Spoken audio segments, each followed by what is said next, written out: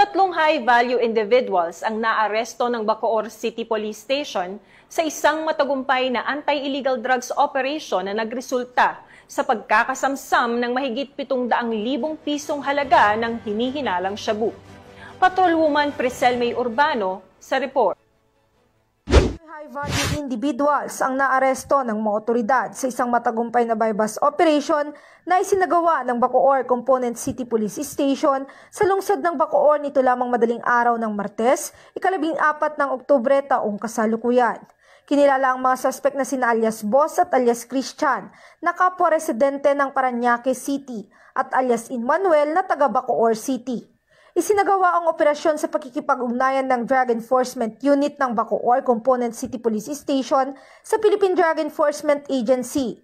Isang pusher-buyer mula sa kapulisan ang nagpanggap na bumibili ng iligal na droga dahilan upang maaresto ang tatlong sospek. Nasamsam mula sa kanila ang isang knot-tied plastic bag at 6 na heat-sealed plastic sachet na naglalaman ng hinihinalang shabu na may kabuoang timbang na 105 gramo na may standard drug price na 714,000 pesos.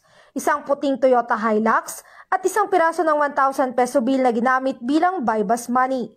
Ang mga ebidensya ay agad na dinala sa Provincial Forensic Unit sa Imus City para sa kaukulang pagsusuri. Kasalukuyang nasa kustodiya ng Bacoor Component City Police Station ang mga naarestong sospek habang inihahanda ang kasong paglabag sa RA 9165 o ang Comprehensive Dangerous Drugs Act of 2002. Ang nasabing operasyon ay bahagi ng pinaigting na kampanya ng Cavite PNP laban sa illegal na droga sa rehiyon para sa mas ligtas at mapayapang komunidad. Mula dito sa PRO Calabarzon, ako ang inyong Police News Network Correspondent, Patrolwoman Priscel May Urbano, alagad ng batas, tagataguyod ng balitang pulis.